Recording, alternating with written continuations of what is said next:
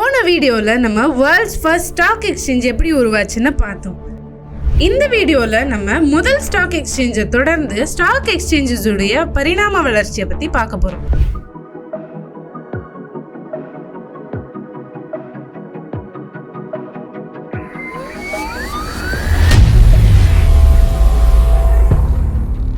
August 1602 Dutch East Indian company அவங்களுடைய ரிஸ்க்கை குறைக்கணும்னு எடுத்த இனிஷியேட்டிவ் தான் ஷேர் இஷ்யூவிங் சிஸ்டம்.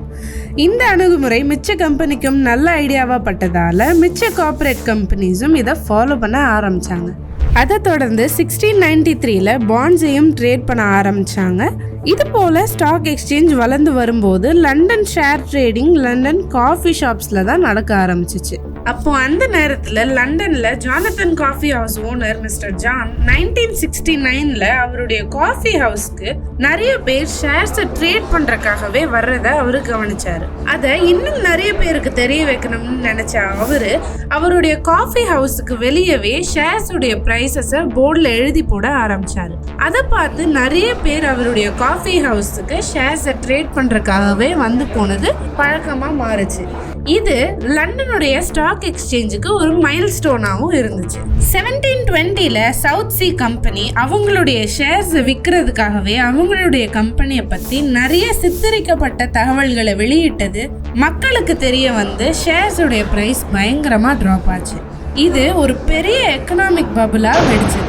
இதை தொடர்ந்து 1798 ஸ்டாக்ஸையும் பாண்ட்ஸையும் யூஎஸ்ல ட்ரேட் பண்ண ஆரம்பிச்சாங்க. இப்போ நம்ம ஹிஸ்டாரிக்கல் ஆர்டர்ல எந்த வருஷத்துல எந்த ஸ்டாக் எக்ஸ்சேஞ்ச் எஸ்டாப்ளிஷ் ஆச்சுன்னு பார்க்கலாம்.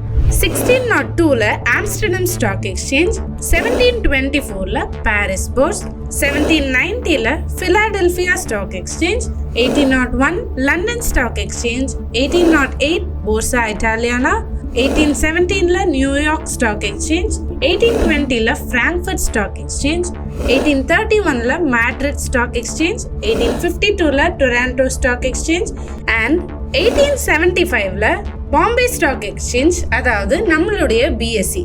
இந்த வீடியோவில் ஸ்டாக் எக்ஸ்சேஞ்சோடைய பரிணாம வளர்ச்சியை பார்த்தோம்.